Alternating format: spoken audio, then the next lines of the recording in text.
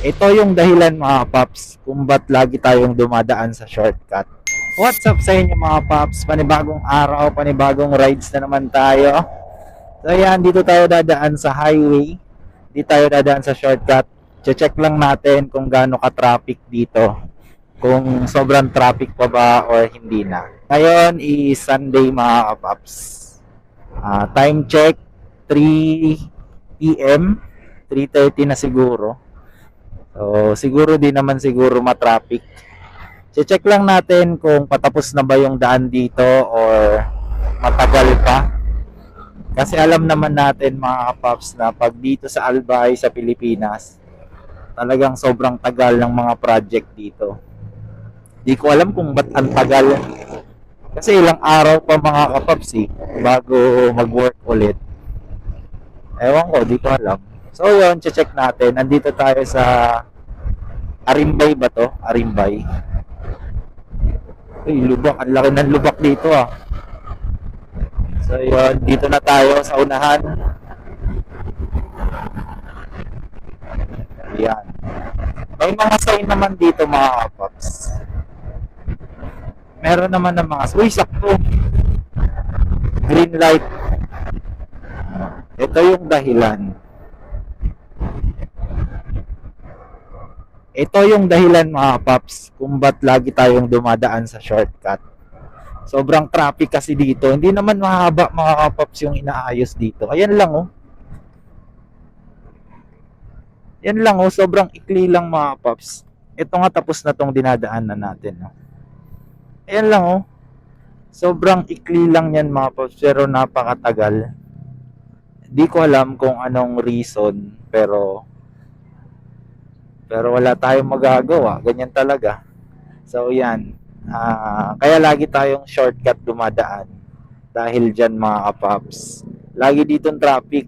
Lalo na pag rush hour. Mga papasok sa school, sa trabaho. So lahat kasi dito dumadaan. Patabako, Baligaspi, lahat. Ayan mga kapaps oh. So di pa tapos. Kaya shortcut pa din tayo dadaan pag weekends. Yan ang dami oh. Sabi 30 minutes daw bago umandar ulit yan. Bago mag-change ng dadaan. Yun ang sabi, inaabot daw ng 30 minutes. Yan ang haba mga kapaps. Umaabot yan sa dulo. Isipin mo ngayon Sunday, 3 p.m. Di pa rush hour. Paano pa kung rush hour na? Tapos weekend. I know. Ano na, Monday to Friday. Hanggang dun yan. Ang traffic dyan mga paps hanggang doon sa Paliko, sa dinadaanan nating shortcut hanggang doon. So medyo maluwag lang ngayon kasi Sunday tsaka hindi pa rush hour.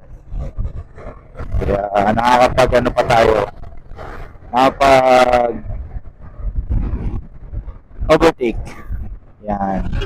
So hanggang dito traffic yan mga paps. Hanggang dyan. Minsan kahit 10 nga 10 a.m. pag dumadaan ako dito, di pa ako dumadaan sa shortcut dati. Talaga traffic. Swerte tayo kasi green light. Pagdating natin green light.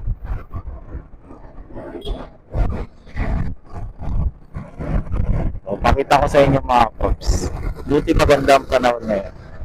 So yan hanggang dito yan mga pops. Hanggang dito.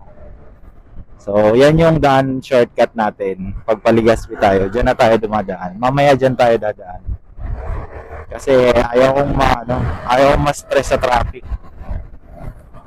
Yan lang mga paps, gusto ko lang makita kung ano nang sitwasyon doon, kung mag-shortcut pa ba tayo or hindi na. So, yun nga, shortcut pa din tayo.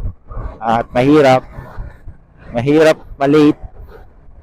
Anyway, papunta nga pala tayo ulit ng Bakakay kasi may Zumba tayo. Last time nag-Zumba tayo sa Igang. Hindi ko pa yun na-upload. Ay, na-upload ko na pala. So, yun, na-upload ko na yun. Check nyo na lang sa J. Paul Doublet. Pwede nyo i-check sa page. Pwede nyo din i-check sa YouTube. Yan. So, ngayon, sa maya na naman tayo. Hindi.